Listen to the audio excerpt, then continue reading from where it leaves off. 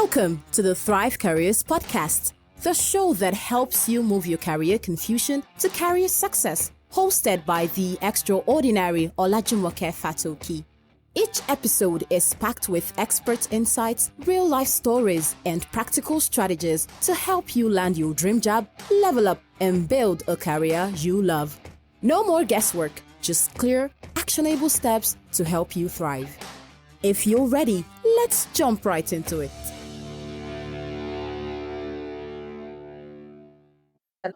Hello, everyone. Welcome to another exciting episode of the Thrive Careers Podcast. My name is Olajumoke Fatoki, and you already know what we do here. And I'm so excited about today's conversation because it's going to be a powerful one. We're diving into breaking the cycle, healing generational trauma for personal and career success. And we're going to be exploring how addressing deeply rooted patterns can unlock opportunities for growth, both in our personal lives as well as in our professional journeys. And joining us today is Nikita,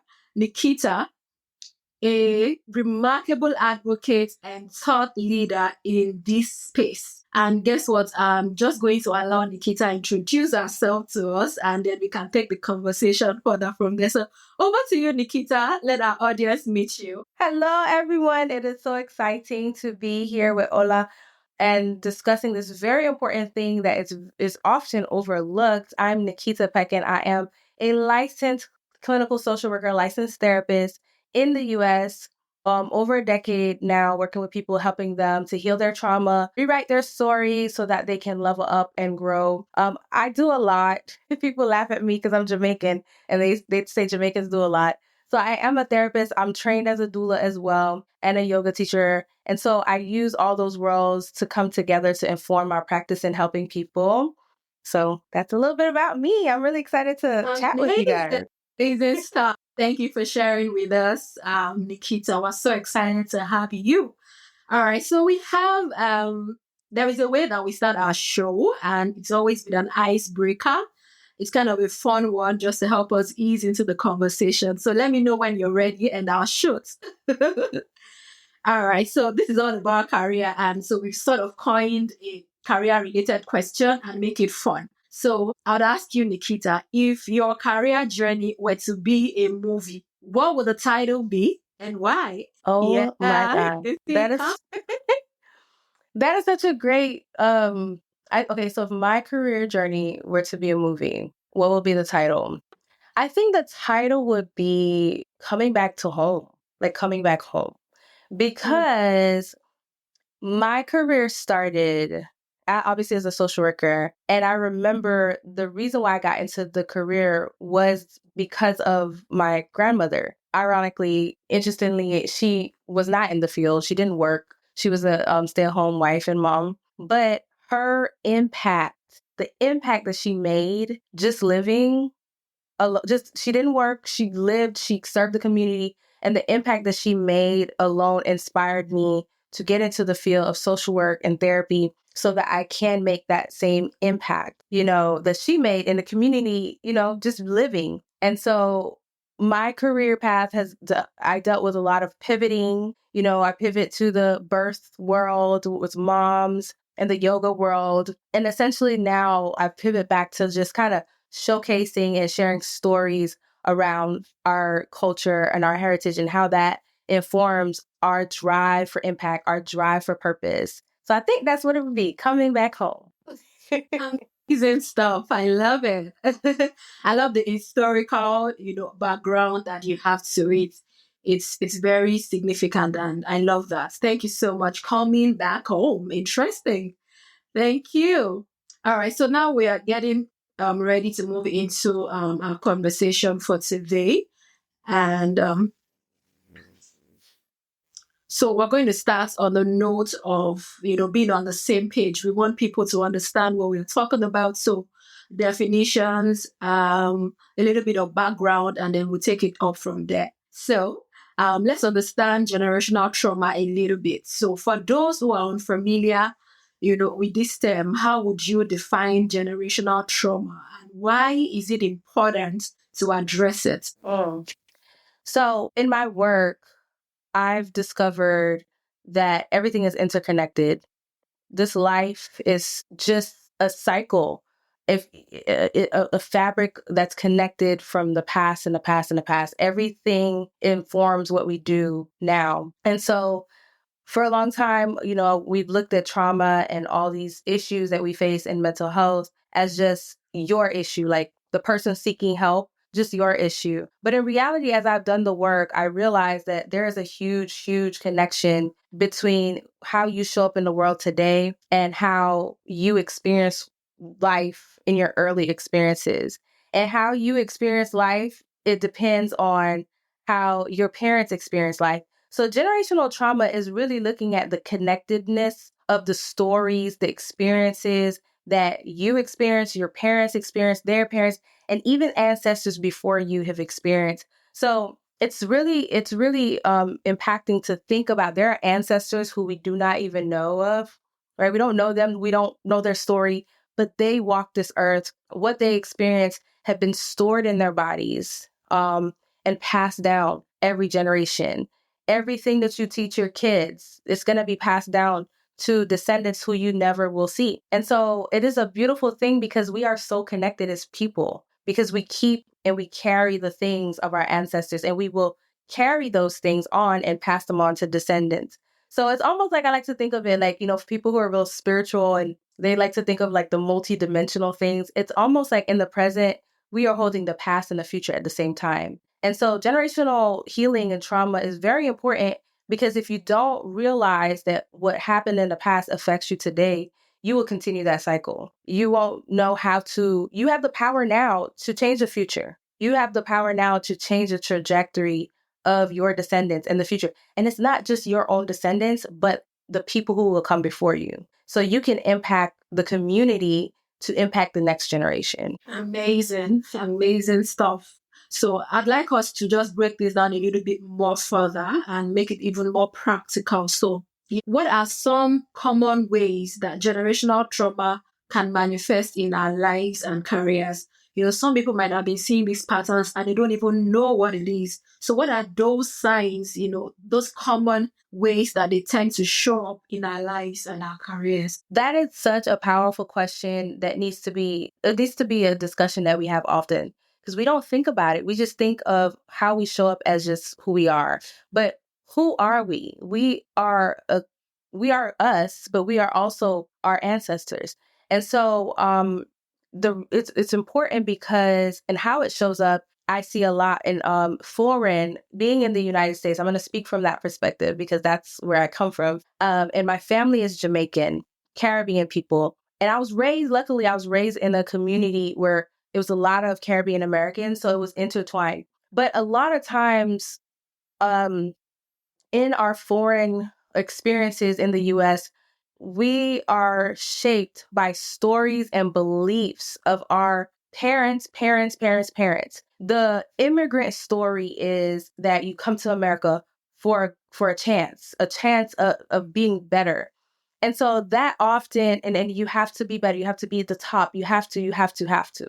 And that becomes a narrative in our psyche. And I find a lot of ambitious foreigners, whether you come from the islands, whether you come from Africa, Nigeria, whatever, we experience pressures of these stories. And so we become overachievers. We minimize the work that we are putting forth. A lot of my clients who are CEOs and ambitious people, they often never see their work as enough because of the stories that have been told. You have to be better. One of the things that Black people hear a lot is, you as a Black person, you can't be just good. You have to be better than them. And so it causes you to minimize the hard work that you're already putting in. It causes you to ignore the beauty in your work and the strength that's already there. So I see people do great things and win awards and all this stuff, but they will sit here and tell you, well, that's nothing. That's what I'm supposed to do. So it causes us to see greatness as nothing. That's not enough. So I see that a lot. And that comes from generational trauma, because we have been told these stories over and over and over again. that you got to be 10 times better. You have no room for error. And a lot of people, when we hear those stories, we don't allow ourselves to be human. And so we are hard on ourselves when we make a mistake or if we didn't shoot 100%, you know? And so that's one way that generational trauma can come up. And I always say this, you know, when it comes to the Black community here, we have to acknowledge racism. We have to acknowledge slavery.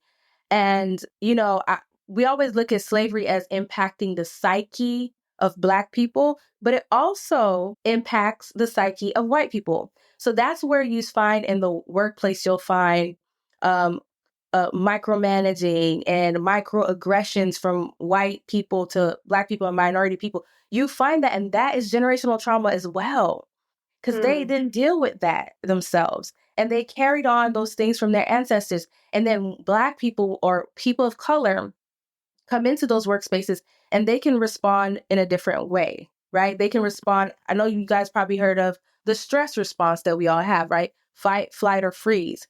I was just talking to a client this week and we were talking about work and we were talking about how they shut down in certain areas, but then they fight in other areas.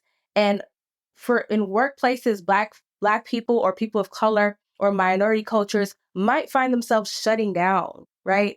Or avoiding because they don't know what to do. Or they might find that they fight, you know? So yeah, so those are some ways that, you know, generational trauma can just show up in the workplace. Interesting. Very enlightening as well, because a lot of times we have been so indoctrinated into some of those things that we don't even realize them. So this is a very good call out. And I'm excited we're having this conversation. So, I mean, having given us such a background, that's one of the reasons why we are here, so that we can break some of those cycle, you know, intentionally.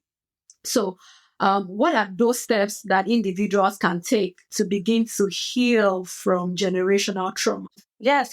So, number one, we have to recognize that we have just experienced 5 years ago a global trauma when we experienced COVID in the pandemic.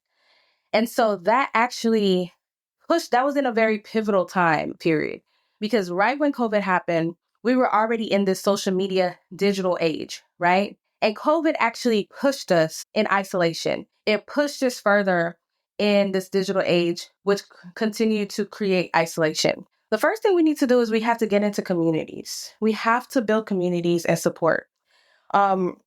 We have to reconnect interpersonally. As a therapist, I don't see us finding a solution without community, without getting back to connecting with people, you know, connecting with yourselves and connecting with your own stories, like really going back to looking at your parents or their parents, looking at their stories, their experiencing, and taking parts of them with you. That's really what propels us to purpose. Another thing is going back to rest. Rest is a resistance these days. People of color, for some reason, because of our traumas, we don't know how to rest. And that is probably the most important thing, because if you look back in slavery times, what did they do to our people? They worked us until we dropped dead. So that was a generational trauma for people of color to believe that rest means you're not productive. Rest does not feel safe. So let me break down really quick our nervous system, okay?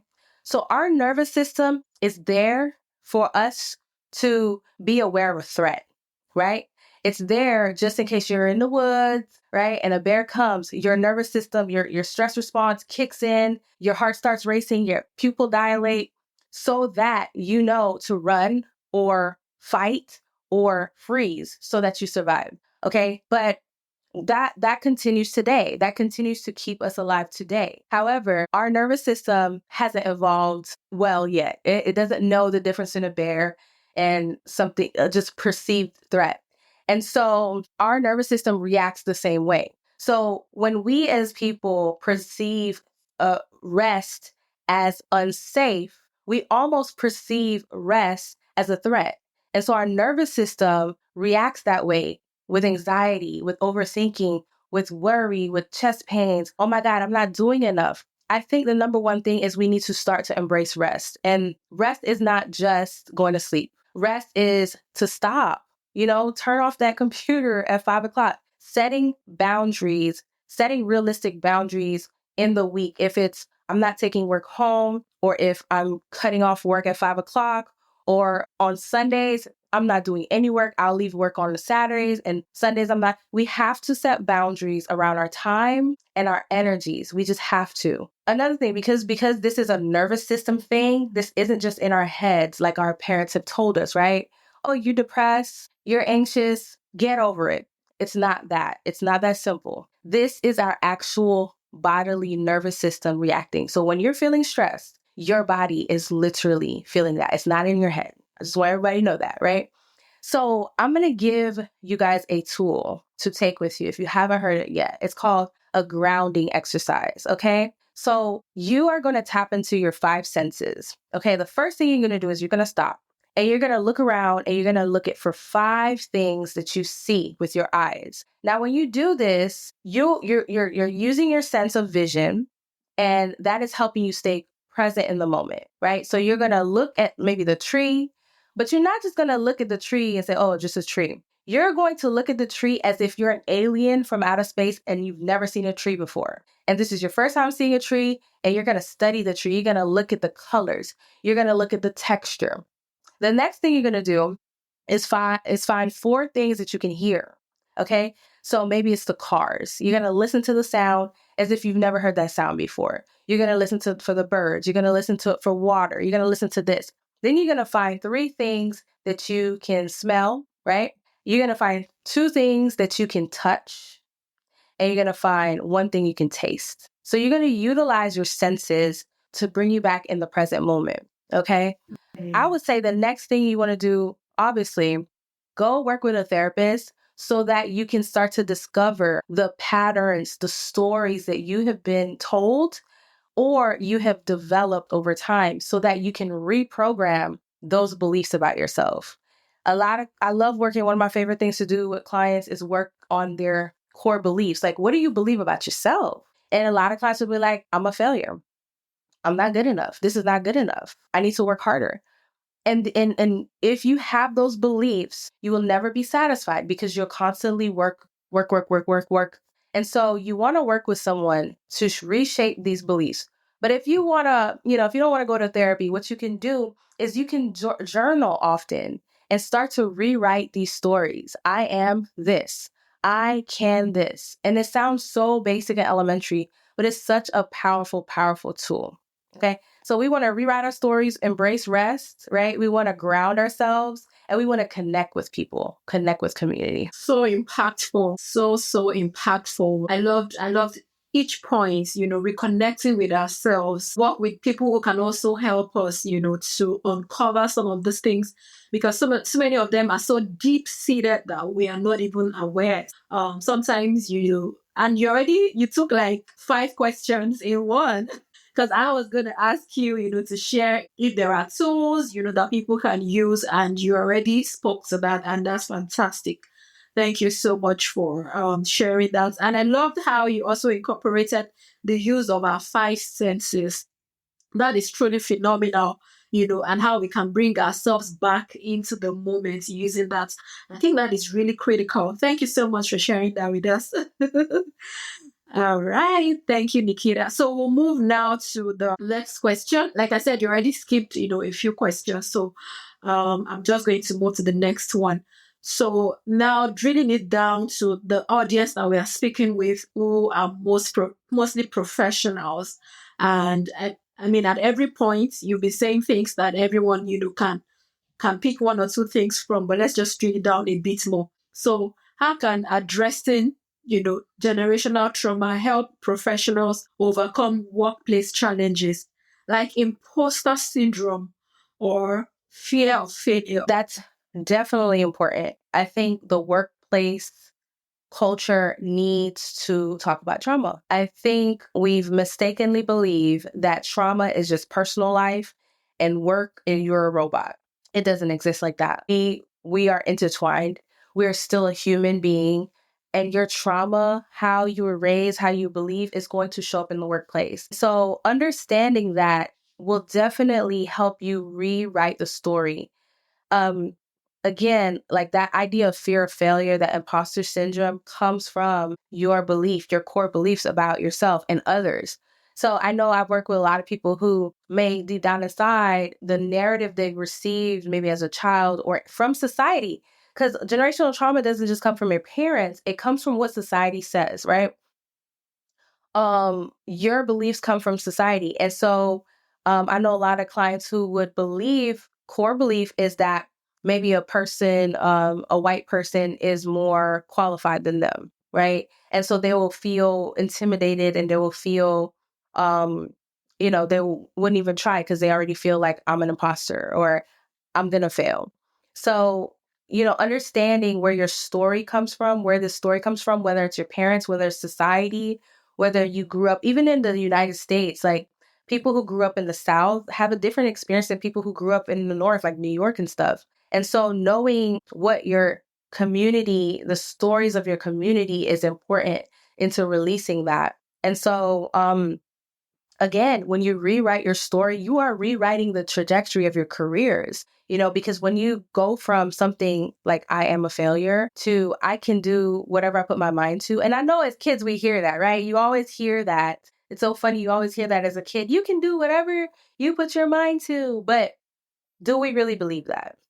Was that really something that society instilled in us, or was it just empty words? And so being honest about what you believe, I know sometimes it can be a vulnerable thing to admit and say, this is my core belief. This is what I believe about myself. I've had many clients who I would ask the question like, how do you feel about yourself? And they will break down crying because deep down inside, they don't feel good about themselves. They don't think highly of themselves. And there's a lot of driven people in this world who are CEOs and running stuff that don't feel good about themselves.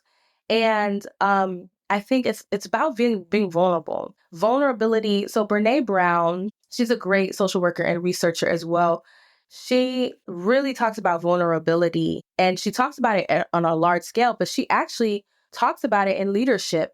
And she talks about how vulnerability is the key to courage. Like you have to be vulnerable. You have to be honest in order to be a courageous and brave leader, because it's just impossible. Without vulnerability, there's no connection. And when you're trying to lead people, you have to connect. There's no way around it.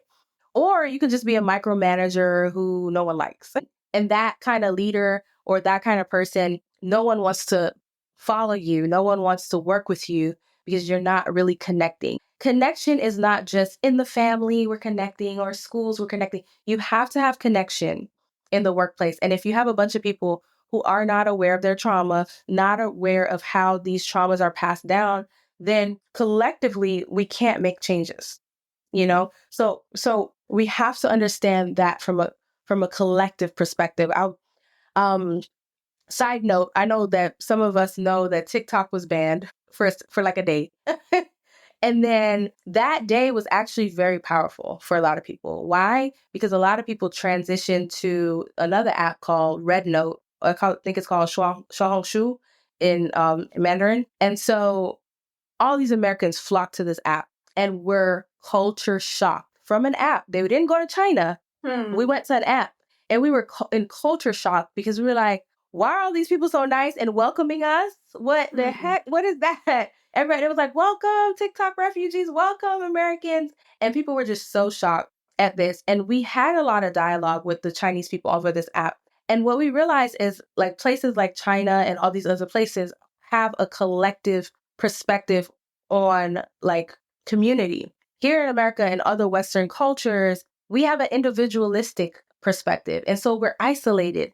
And that fuels loneliness, that fuels distance. And we need to go back to generations where we were more in a collective form. So I feel like generational healing comes from looking at multiple things, looking at our stories, looking at our personal stories, being vulnerable and honest with ourselves. And also for the leaders to get to a point where they're honest and vulnerable and truthful so that there can be trust in the workplace. So it's a lot. It's a lot that we can do, you know. It's a lot, actually. It's a lot. And again, you sort of covered my follow-up question, which is like, do leaders or employers have any role to play to actually support individuals, who are walking through some of these challenges? So, you Yes. covered that. Yeah. Yeah. So you didn't. Sorry, Ola. I'm over here talking about all your I'm just saying all of the answers. Yes, leaders are very important in helping facilitate this. As a matter of fact, I do see a rise in like therapists like myself. I have a consulting business in order to help leaders understand emotional intelligence, right? Understand the effects of burnout. Because what's happening now, we're seeing more and more that leaders are understanding the cost of employee burnout. When employees don't want to work, when they're leaving, there is a cost to your business. And so they're taking more time to invest into that, into their employees' health. And so I think leaders need to lead by example. Leaders have to be more vulnerable and not getting, and again, going back to generational trauma, right? Generational patterns. I think a lot of people get into these leadership positions in order to fulfill something that's missing rather than looking at the impact that they actually want to make. So if you get into a leadership role and your whole your whole aim is to feel powerful, then you have some work to do because you don't get into a leadership role just to feel powerful, because guess what you're going to do? You're going to feel powerful and make everyone else feel inferior or feel less powerful. You get into a leadership role because you see a vision in that company, you align with that vision, you have a mission, and your desire is to see impact. Amazing. Amazing stuff. Thank you. Again, still on that question, do you think that there are specific things that employers should be doing to create that environment, for their workers? Are there specific things that you've seen in your own experience?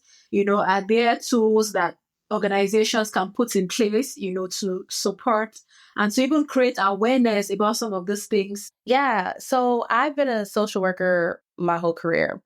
And social workers are probably one of the most overworked and underpaid careers there can be.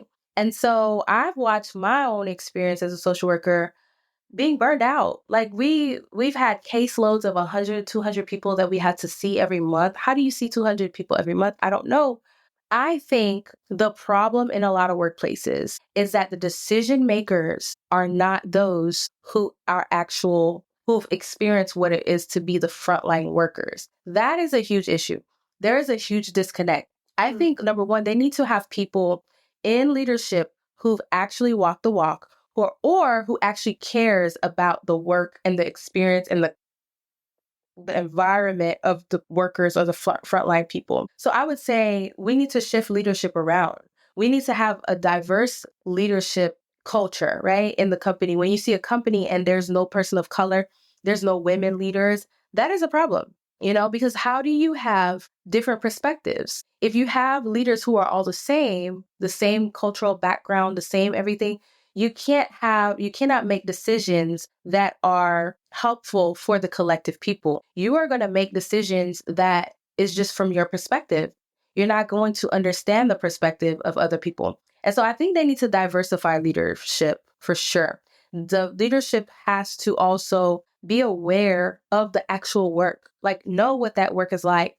I don't know if you guys remember the show Undercover Boss, but it's about, if for those who don't know, it's about like bosses, like CEOs or whatever, deciding to come in as an undercover employee, and they come in as like the dishwasher or the server, right? They're the CEO, but they come in and they do the work and they see what it's like, how the leadership in that area is treating the employees, and they get full insight. I think leaders need to get down and dirty, like the front line workers as well, so they know what it's like and not just making a decision from up the ladder, because those decisions, and as a social worker, I've seen it for years, it's very disconnected. It makes no sense because you don't know what it's like down here. You don't know what it's like in this role. You don't know the issues we face. You're just making theoretical decisions. You're not making practical decisions. So that's one thing. That's amazing. And I think that's a really good place, to land this place. But I have one last question that I would just like you to quickly address, then we'll get into the rapid fire question. What are some signs that someone may need to address deeper issues impacting their career?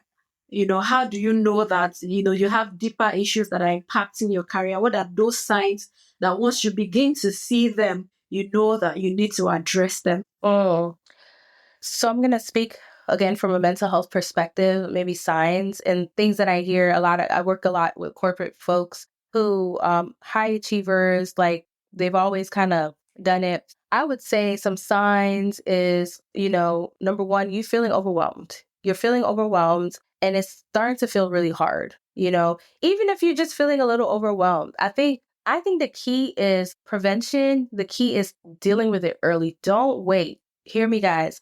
Do not wait until you're absolutely burnt out to get help and support. I would actually say if you start to feel overwhelmed, notice what is the story that you hear? What is the belief? Do you hear the belief of, well, I'm not really doing that much anyway. I got to work harder. I think if you're noticing you're starting to be overwhelmed, but your belief is saying, but I got to still work hard, I think it's worth challenging that, maybe, going to therapy or whatever the case may be. I think that's number one. Number two is if you're starting to feel physical, like a lot of people these days are feeling physical anxiety symptoms. People are nauseous, they're sick, they're dizzy, they can't focus. Those are not things that you can just get over. They will get worse. So don't take stress lightly because we've done that too long. We think, oh, when I'm overthinking, it's whatever, I just need to manage it. No, you need an intervention. You need balance. You need boundaries.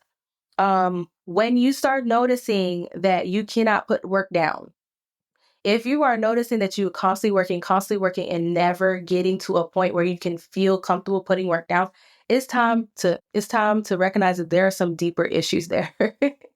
um, and if you're having conflict if you don't feel safe, and I don't mean just physically safe, but like if you don't feel emotionally safe in your work environment, like with your supervisor or with your team members, I think that's a sign to get support and help as well. Awesome. Truly awesome. Thank you so much for calling those out. I know that will be very helpful to all our listeners. When you start to feel overwhelmed, it's a huge sign that there's something deeper that you need to work on. And thank you so much for sharing that with us. So we finally come to the end of this round, and we have one final question for you. As a rapid fire question. It's a fun one, so just feel free and just share with us. And it's usually three, but I decided to just give you one that I think is all encompassing. So are you ready? Yeah. So if you could go back and give your younger self one piece of advice, what would it be? Wow. I think of this a lot. My younger self, I think it depends on what younger self. I'll give you a number of perspectives. So my younger self, maybe like 6, 7, 8, 9, 10, like maybe young childhood, I would tell her that it's okay to be human. It's okay to make mistakes, and mistakes does not mean that something's wrong with you. If it's my teenage self, I would say it's okay to be you. It doesn't matter what anyone else thinks or say. I know that sounds cliche, but it doesn't matter what your classmates are saying or doing. What matters is what you want to do and what you like. My younger career self, I would definitely, the advice I would give her is to invest more. Invest. Focus on investments. Invest more. Yeah, I would say invest, look into investments like real estate investments and stuff like that. Invest in travel experiences more because work is going to be there. Your career, you made it. You made it. You already in your career. I got into my career at 22 years old. I'm 34 now. And so I'd have been like, girl, you made it. I mean, no one can take this from you. So travel more, travel and experience things more. Yeah, you should visit Nigeria. That's my look. I have a lot of friends in Nigeria. I have friends who are in I want to visit. Oh, please do. Nice. All right. So thank you so much, Nikita. Today's discussion has been very heartfelt and, a timely reminder that breaking generational circle of trauma is not just about healing. It's actually about creating a legacy of growth, resilience, and success. Because if you don't deal with some of these, past issues that tends to show up in our current lives, then we cannot really, claim the future, or we cannot really take hold of the future. So it's very important that we are able to settle the past so that we can be confident in the moment and we can also aspire for the future. Thank you so much. So thank you for sharing your wealth of wisdom with us. But before we go, where can our listeners connect with you and how can they learn more about your work? Sure. So, listeners, you can follow me on LinkedIn. Find me at Nikita Pekin. I think I might be the only one there. But also connect with me on YouTube, and on my YouTube channel, they can find me on LinkedIn, Nikita Pekin. I think I'm the only Nikita Pekin there. And they can follow me and subscribe to my YouTube channel, which is Nikita Christina Speak. Okay. All right. Thank you so much for sharing with us. We've really enjoyed, this conversation with you. Something I myself would love to listen again, and be able to put to practice. Thank you so much. So do you have any final words to say as we close on this episode? Thank you so much, Ola, for having me here. I think what you're doing is great. And, just for the listeners to continue to realize and reconnect to your story, your purpose, your mission. And don't be afraid to choose an environment, a work environment that aligns with that. And that's what I'm all about. Amazing. Thank you so much. I think that's a great way to wrap it up.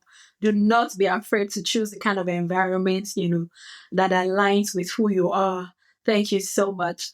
And I think that's a wrap on this session. Love it. I love it. Thank you so much. I look forward to it.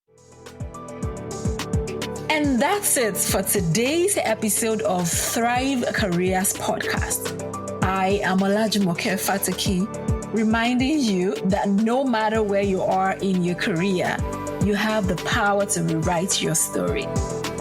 If you've enjoyed today's insights, do not forget to subscribe, leave a review, and share this episode with someone who's ready to thrive.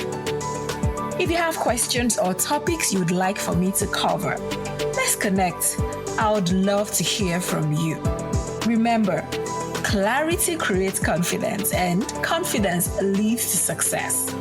And until I come your way again next time, stay inspired and keep thriving.